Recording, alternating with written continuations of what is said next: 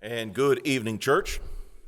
It's good to see you here tonight, and I hope you had a wonderful afternoon. I got to tell you, we were certainly blessed this morning in our worship service. We had a tremendous crowd, and that's always exciting.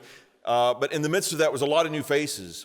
You all had done some incredible inviting, and people turned out, and there was many new faces we hadn't seen before, especially blessed by that. And there were several families that this was their second or third time visiting, and we are blessed by that. We're very grateful that Brian and Haley and Luke could be with us this morning to bring us a lesson. Old friends, it's always good to see them, and especially when they bring such impactful lessons as we begin our Bible series. Tonight, we're going to sort of recap a bit the lessons from this morning on connecting with God and conquering fear, and then we're going to take that information as we go into our discussion groups, and we're going to unpack it a little bit more. Brian gave us a lot to think about from the scriptures this morning, and what we want to make sure that we do is to go deep into the scriptures and see how that impacts our lives. We want to ingest that in a way that transforms us into exactly the people that God would want us to be. We have a blessing and an opportunity to do that together. That's the function of these discussion groups. From this morning's lessons, you may have picked up on a couple of things that he pointed out. There's these stories that unfold in the narrative of Moses, and really God blessed us with the story of Moses and recording that in scriptures because we have so much information. Even as a baby, Moses was a person who was surrounded by the influence of faith. His mother put him into the river. His sister watched over them in faith that he would be protected, and God did look out for him. It was in faith that he raised up, and it was in faith that he had life that was driven closer and closer towards God. And we know that even throughout the scriptures, when we have him as a baby and that's in Exodus chapters 1 and 2, the end of his life was all the way over in Deuteronomy chapter 34. 120 years of faith that we have. And the scripture records a great deal of the activities that he had, the struggles and the triumphs, the efforts that he made to lead God's people. Man, what a task that was. And it was something that he didn't even see himself as capable of doing, something that he wrestled with in his faith. But it was God who had this picture of who Moses could be. And even when Moses couldn't see that, God could. And God connected with him to draw that out of him, to give him that opportunity to become who God wanted him to be. And really that was to participate in the works of God, specifically the works of salvation of God, to free his people and fulfill that promise he made to Abraham all those centuries ago. Moses was this figure, and he's one that we tend to elevate, and rightly so, an amazing figure. But sometimes we elevate him to the point that it almost seems impossible. But what I hope that we do in these lessons is stop and think about, okay, he was really incredible, but how did he become that? He's a human being just like us, and he has a place in the works of God just like us, and he has faith, that is his knowledge of God and his will, his belief in God, his trust in God, and his willingness to work for God. But we can have that too. So really, when we start looking down to these elements of Moses' life, what we should be doing on a fundamental level is identifying with Moses and saying, if that's what faith can look like, then that's something I can participate in too. Let's not pump the brakes and put limits on our faith, but let's drive at it just like Moses. Let's learn wisdom just like Moses, humility and meekness. When we see that unfolding in the life of Moses, that's an invitation by God to participate and possess that kind of faith. I know it's a big thing to kind of dream of, but I think it's something God's inviting for us as well. When we talk about the fundamental elements of that, do you ever notice how much the fundamental elements of existence are apparent in the life of Moses? I deliberately put water and fire on the visuals because how much did water and fire occur in the life and the faith of Moses? I mean, fundamentals, right? The burning bush. The burning bush. He's walking through and he sees a burning bush and he hears a voice. And he listens to it, and he wrestles with what God is saying. Even this immense thing that God's asking him to do, he wrestles with it. But this is God reaching out to connect All Moses needed to do was reciprocate that, answer that call to connect. But really it was God reaching out to him and saying, I've got a thing for you to do. And as Brian pointed out this morning in Exodus 3 and 4, Moses had a hard time with that.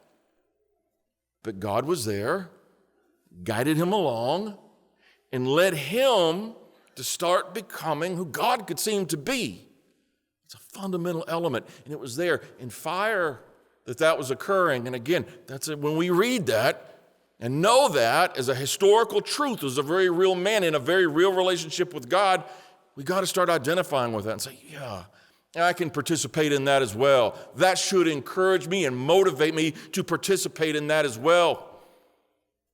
And we say, okay, if God calls me to do something through the scripture, through giving me a talent, through an opportunity that the elders see, maybe, like Moses, in faith, I should say yes. Diminish the time I wrestle with it and increase the speed at which I say yes. Let me connect with God in the works of church. I may not see fully what I'm capable of doing, but God does. And if the elders are seeing something in me, maybe I should listen. If my friends and family in the church see something in you, a capability to do, maybe you should listen and move in faith towards God.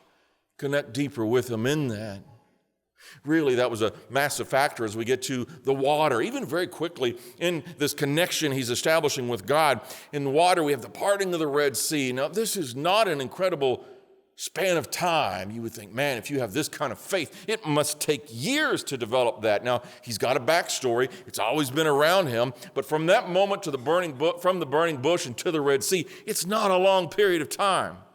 Some people think maybe a year. Not a long period of time. And to go from that moment where you're like, nah, I can't really do it, to see the plagues, to be there in the midst of it, to be leading the people, guiding them when they can't see what they're supposed to be yet, what God sees in them, what God's promised to, and Moses is leading them out, and we know that because when they come up to the Red Sea, Exodus chapter 14, it crumbles. They start seeing themselves as weak. They start seeing themselves as subject to the Egyptians because when they see the Egyptian army, they say, oh, we're going to die. It would have been better for you to leave us back there. Why would you bring us to this moment? And there's this incredible moment of faith at the water, fundamental element, that we're invited to think about and ponder on because God tells Moses to do a thing that makes no sense from a worldly perspective, really. Raise up your stick, your staff. Now, you got 2 million people behind you, and they're overcome with fear, and there's an army chasing after them, and what is he going to do? Where's he leading us? What's he doing? He's raising a stick? Come on, they got swords, and they got horses, and they got spears, and they've got experience, and he's raising a stick. Now, from a worldly perspective, that's absurd.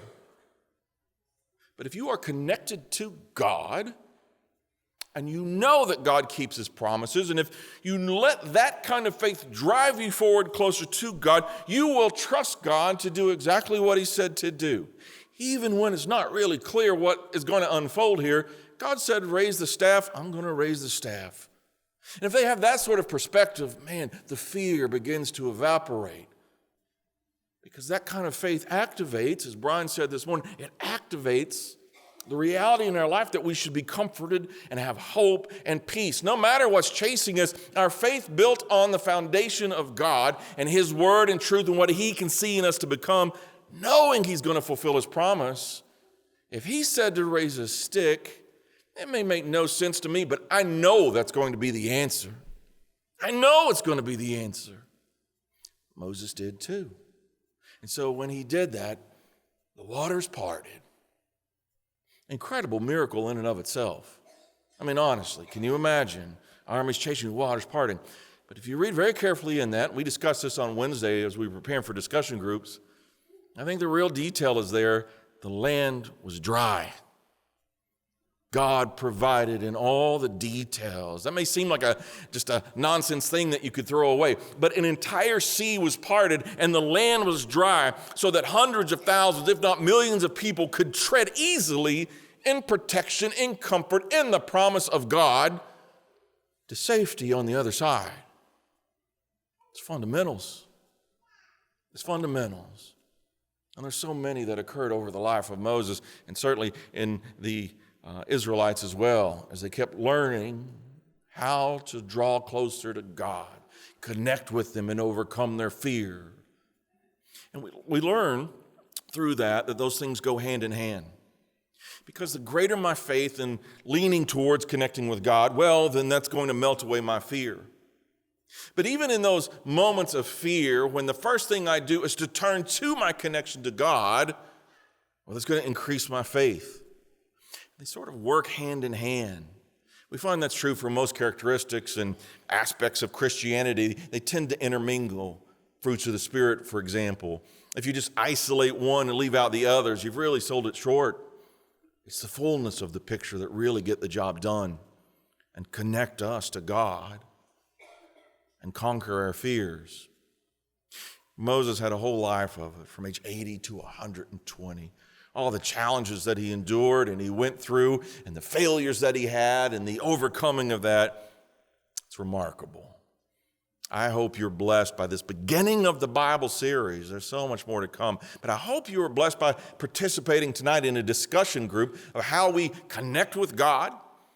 And we find courage in that faith that we get, as evidenced by Moses and so many others in Scriptures. Tonight we want to encourage you to focus deeply on your faith. As I said Wednesday night, for without faith it is impossible to please God. So faith isn't a cheap thing that we just kind of let sit as an academic exercise or a neat idea or concept or an abstract thing separate from our life, but it needs to be in the fullness of our lives. How I work, my faith's got to be there. My relationships and friendships, my faith's got to be driving those. The choices that I make, my faith, my connection to God has got to be driving those. My hopes and our ambitions, the very person that we want to become, who we are at this moment, has got to be driven by our faith. So it is a worthwhile pursuit to consider our faith and say, how do I see what a guy like Moses did? And I realize that's not so distant. It's not so distant from possibility. I can do that step by step. We need to encourage one another to do that.